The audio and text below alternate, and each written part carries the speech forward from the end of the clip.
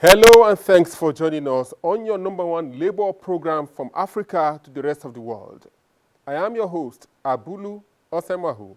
Welcome to the Tripartite, the Worker, Employer and Government Roundtable. Now, did you know that the UK is having civil servants attach themselves to coaches to make them more productive?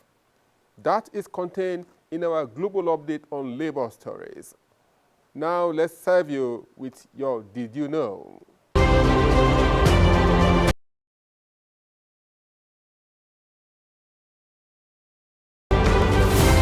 Did you know that France, Denmark, Germany, Greece, Italy, Norway, Netherlands, Switzerland, and more EU countries are set to change how non-EU nationals cross borders? Everything you need to know about the new entry-exit system.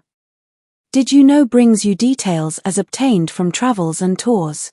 Starting the 12th of October, 2025, a major shift will take place at European borders, impacting how non-EU nationals, including travelers from around the world, cross into the Schengen area and other EU countries.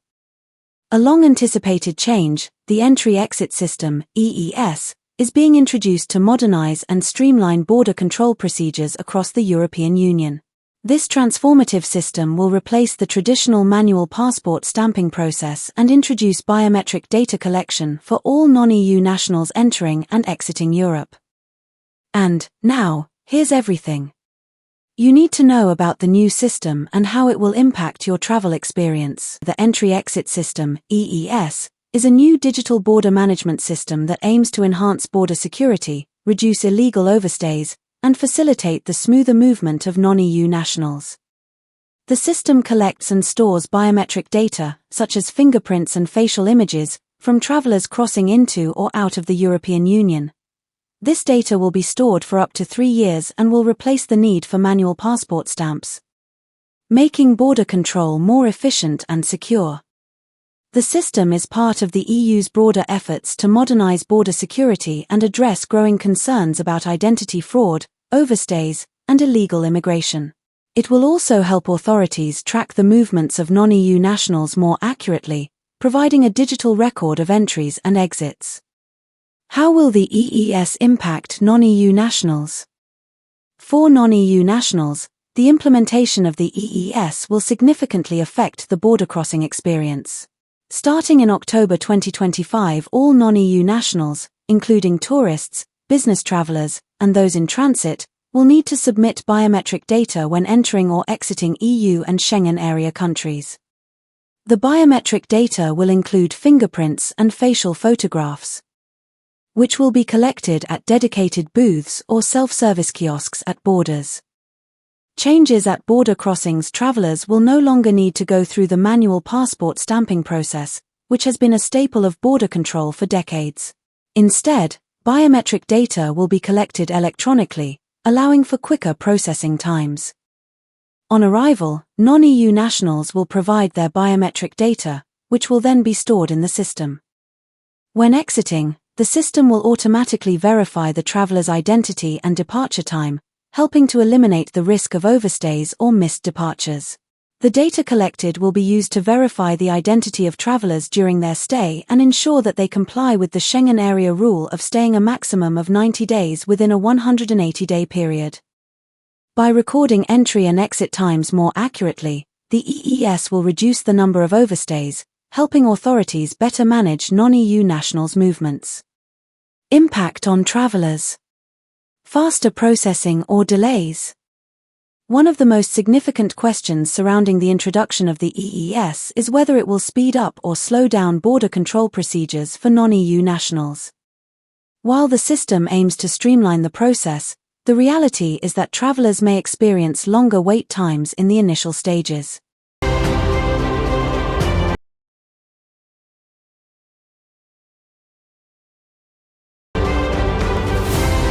Did you know? It's the 65th independence anniversary of Nigeria on October 1st, 2025, and on Africa Independent Television (AIT).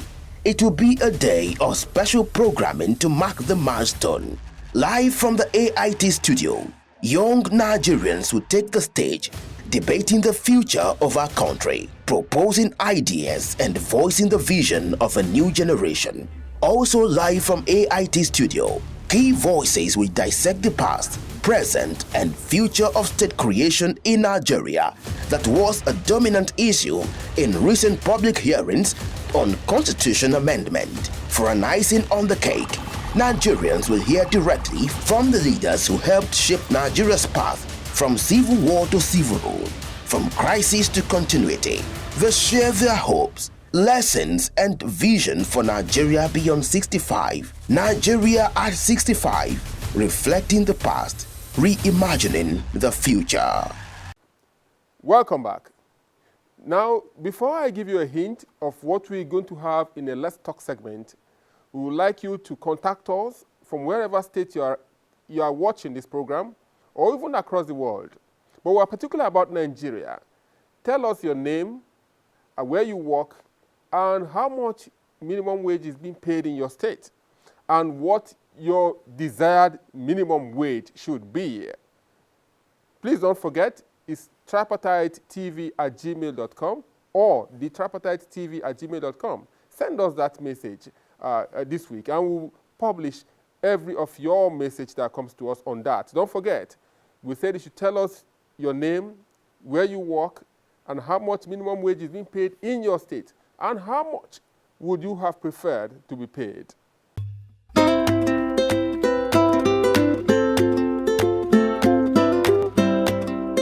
My name is Mohammed Megaldi Gadi, the Minister of Labor and Employment. You are watching the Tripartite program on AIT.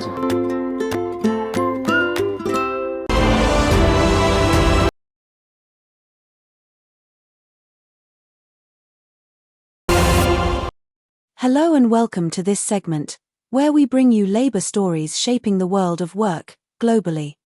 Let's begin from the United Kingdom. According to Civil Service World's publication of September 19, the Cabinet Office's Government Skills Division has launched a new digital platform that helps civil servants find free one-to-one coaching to aid their professional development. The newly launched initiative allows users to choose from a database of more than 250 fully trained coaches, all of whom are current civil servants, and then create a messaging channel so that face-to-face or online sessions can be arranged. The Government Skills Internal Coaching Service replaces an older system that directed officials looking for a coach to an Excel spreadsheet. Under the new offer, digital matching connects civil servants to a selection of coaches who meet their needs and preferences.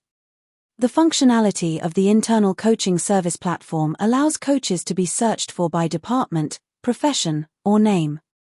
Officials can decide who they want to work with by looking at profiles of suggested coaches and reading about their professional background and approach. Government Skills suggests officials seeking professional development help undertake chemistry reviews with up to 3 coaches before deciding which one suits them best. Head of Coaching Helen Ogilvie said the new service is run for civil servants by civil servants and represents a personalized way of supporting professional development. And, at the Tripartite, we encourage every country to key into this innovative idea. Canada's job market is staggering under fresh pressure. The latest labour force survey reports the loss of 66,000 positions in August, driving the unemployment rate to 7.1%, the highest since 2016 outside the pandemic years. Beyond the headlines, the data signals a fragile economy caught between cyclical downturns and structural strains. Yet this is no mere story of numbers. It coincides with a profound recalibration of the Temporary Foreign Worker Program, TFWP, once Canada's most elastic labour valve. Prime Minister Mark Carney has declared the era of broad, catch-all foreign recruitment over, pledging a more focused and strategic approach. The question is whether this narrowing of the program will ease domestic unemployment or inadvertently deepen the crisis by starving industries of vital labor. The International Trade Union Confederation, ITUC, Public Service International, PSI members, and global unions have condemned the Myanmar junta's attempt to legitimize its dictatorship through what they have described as sham elections set for the 28th of December. The various global workers' unions say since the 2021 coup, the junta has unleashed terror against Myanmar's people, killing over 5,000 civilians, and displacing hundreds of thousands. They argued that trade unions have been specifically targeted, with 151 union leaders arrested and 37 killed. Across France, workers' unions brought together hundreds of thousands of people to march against austerity. From hospitals to municipalities, energy companies to care homes, the French people are standing against further cuts and austerity measures proposed by the government. According to the Public Service International, this demonstration is the first one of many others on the way. From Poland to Belgium, workers are mobilizing against what they call government's brutal budget cuts. Perpetual Oforiampofo, president of the Ghanaian Regional Nurses and Midwives Association, the World Health Organization, that is WHO Director General, Dr. Tedros Ghebreyesus, and PSI Health and Social Services Sector Officer Baba I are pictured at the WHO-Africa Regional Committee meeting last month in Zambia, where PSI member unions urged African governments to adequately fund the education, employment, and retention of the health workforce. Dr. Gilbert Tsolanyanu, General Secretary of SINFIT in Togo, pointed out that universal health coverage remains impossible with Africa's 6 million-plus health worker shortage, the highest globally. Perpetual Oforiampofo urged governments to increase health funding to meet the Abuja Declaration's 15% target and include health workers' unions in policy development. A new study by Sysytem reveals how BRK Ambiental, one of Brazil's largest sanitation companies controlled by the Canadian asset manager Brookfield, exploits tax incentives to increase its asset value without ensuring the expansion of water and sanitation infrastructure. According to the research, conducted in partnership with Public Service International, that is PSI and the Union of Workers in Water, Sewage and the Environment, SINDE, in Bahia, less than half the money raised through a current tax incentive program is spent on improving sanitation services. Fernando Byron from SINDE Bahia said, "The BRK case illustrates how the logic of sanitation concessions concentrates assets, boosts the value of companies for future resale and generates chronic indebtedness, without guaranteeing an improvement in quality or expansion of the sewage network in Brazil." Several Brazilian media outlets covered the publication's launch, and we are the Tripartite are proud to bring you this excerpt. The U.S. mission in Nigeria has responded to concerns about the non-refundable nature of U.S. visa fees, stating that the policies align with global practices. The embassy stated that fees cover application costs regardless of approval. The statement comes amid public debates on transparency and fairness in U.S. immigration procedures. However, the U.S., in a statement on its X handle on Tuesday, assured Nigerians that each case is reviewed thoroughly and fairly. The Nigeria Immigration Service has officially ended passport production at multiple centers, transitioning to a single, centralized system for the first time in 62 years. Minister of Interior said this on Thursday while inspecting Nigeria's new centralized passport personalization center at the NIS headquarters in Abuja. He stated that since the establishment of NIS in 1963, Nigeria had never operated a central passport production center, until now, marking a major reform milestone. And that is all on this segment. The program continues.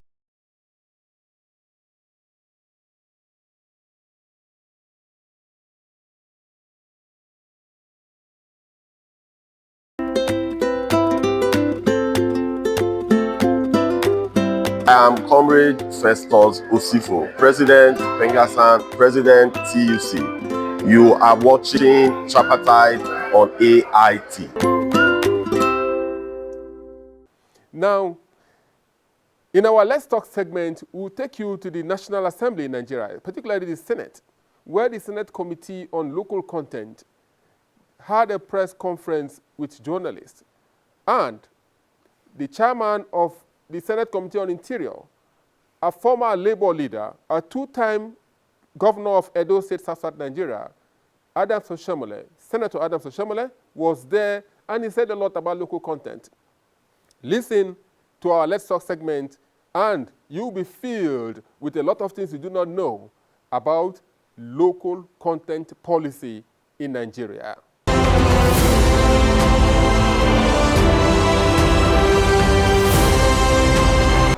am Comrade Peter Esele. You are watching the Tripartite, the government, workers, and employers roundtable. I am Comrade Ayuba Waba, the 6th President of the Nigerian Labour Congress, and also former President of the International Trade Union Confederation globally. You are watching the Tripartite on AIT. I am Hassan Simon, Laureate President Nigerian Labour Congress and former Secretary General Organization of African Trade Unions. You are watching the Tripartite program on AIT.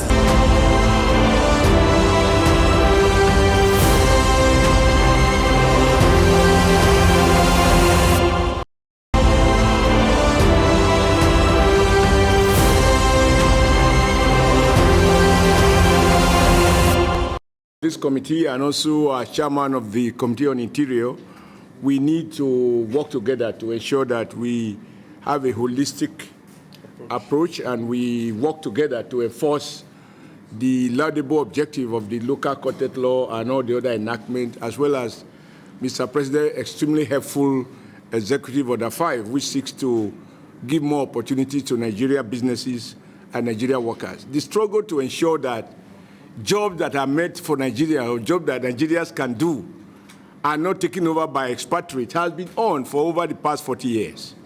There were decrees of indigenization, decrees of Nigerianization, up to even before now the current local content law. In all of this, one thing has been clear that government after government has emphasized the need for us to ensure as a people that we don't have a situation where our engineers are going abroad due to lack of unemployment, so due to lack of employment, to go and do many jobs like restaurants and working and cleaning railway stations, while technicians are coming from various parts of the country and they are employed and invoiced as if they were engineers. Now it will require that we show political will, and in the case of the Senate, we exercise our oversight powers to compel all employers to obey these laws. And it is not going to be achieved only by sermon. My experience has taught me one thing. What people do that profit them, you can't sermonize them out of it. But with the combined power of enlightenment and sanction, I emphasize sanction, people will understand that these laws are meant to be obeyed. When the president signs an executive order, it's not a love letter. It is an order, as the name proclaims. So I think working with you, sir, Committee on Interior, and also as a member of this committee, I'm very proud of what you have said and your total commitment and the commitment of my distinguished brothers and sister senators. And I think for the media, what we expect you to help us do is to let Nigerians know that they don't need to lament away what is not right. They should draw our attention as representative of the Nigerian people in the National Assembly to what is not right in their respective places. Because you can have all the laws prescribing all the rights. If when those rights are violated, people don't report, then of course the rights are there, but they are not, they are observed more in the breach. So what this Senate is wanting to do, as enumerated by our chairman here, is that we are determined now that any employer that employ foreigners to do jobs that Nigerians can do, this Senate will do what it has to do under the law to bring those employers to justice. And even the job that Nigerians can do, I am not quite sure now if there's any job that Nigerians can do. Nigerians are working in space and other high-tech industries, not only in the US, around the world. There is no sector you will find in Nigeria. So even to suggest that there are jobs we can't do, is only in the manner of speaking. In truth, there's nothing we can do. And if before it was a luxury, now it is compelling, because to have young, trained people idle is very, very dangerous. So working together, I think we also need to take this message to our colleague in the, our people in the Ministry of Interior, to order the able Minister of Interior, who is himself a young and energetic and very committed young man, that working together, we have to persuade the immigration not to grab visas, to expatriates to come and stay, renew a job that Nigeria can do for 10, 20 years, they keep renewing until they retire, then they bring their children and they continue from there. So if there's one thing we have to learn, and I will refrain from mentioning any particular country, from countries that are using visa as a measure of control. It is that even we, to visit some countries, we are being restricted. Why are we there being extremely generous to a point of recklessness by allowing people to come and work in Nigeria, taking the job that Nigerians can do? This is unacceptable, and you have shown leadership, and I'm sure our views here reflect the commitment of the Senate, other Senator Godswill Akpabio, the Senate President, to collaborate with the executive to ensure that Nigeria jobs are reserved for Nigerians and no more. Right now, there are foreigners some are probably evil prisoners, working in industries, some selling bread, working on granites, and very many are jobs in the construction sector. And those are the high labor-intensive industries that our people should be able to do. They come in, sometimes they work, and Nigerians teach them the job, but because of their color, they take higher pay as if they are engineers, and those Nigerians take pay as if they are just paupers. So I think we are in it, and we plead with the media to help us sustain this campaign so that Nigeria should not feel that they are helpless. The Senate is here to hear, to listen, and where possible to bite, because the laws provide for all of that. As members of this committee, we are pained by the slow implementation of the local content laws. Very slow implementation, really no sanctions happening, and we believe that by all-round oversight of the sectors, we'll be able to mitigate some of these issues. Because what are we benefiting from local content policies at the moment? We are not really benefiting anything. We are not having the economic diversification. We are not having the technology transfer innovation. We are not having job creation. We are not having sustainable development. So something definitely is wrong. It will help us to improve on indigenous participation, not just in the oil and gas industries, but in all the matured industries across the country. Even in the areas of contracts, we need to give them to our people who have the capacity, and we do have our people who have the capacity.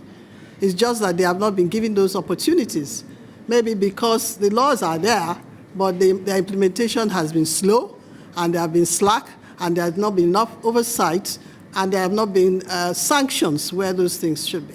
And so we're going to work with all the various sides of elements that will make sure that we see a definite improvement in local content, because we need to maximize the economic benefits that are attached to it. We need to ensure that our young people have jobs. We need to create jobs for them. We need to create employment for them. Many of them are running away because they are not finding those jobs, and they are very qualified. And they go overseas, like my brother, His Excellency said, and they do all kinds of menial jobs. They don't go there because they just want to go there. They go there because of frustration, and they end up getting more frustrated there. It's not as green as it looks on the other side. So we need to be deliberate about making sure that our local content laws are, really are seen to work for our people, for the good of our people.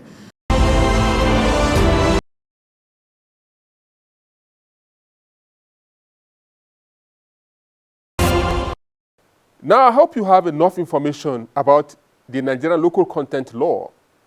And we'll promise to give you more updates on that local content policy and local content law. But don't forget what we told you earlier on. Tell us wherever state you are watching, from Nigeria particularly, your name, where you work, and how much you are being paid as minimum wage, and how much you prefer to be receiving at the moment. I will appreciate that feedback from you. And once again, don't forget, the Tripartite, the workers' lives matter, employers' business matter, government policies matter, pensioners' welfare matter, eliminating child labor matter, fair recruitment, fair labor migration matter, and you watching the program, you matter to us. Get in touch with us on our social media handles, and we'll be glad that you did. And we'll be very happy to publish your feedback on this program. Let's do this again next time. I remain your host, Abulu Osemahu.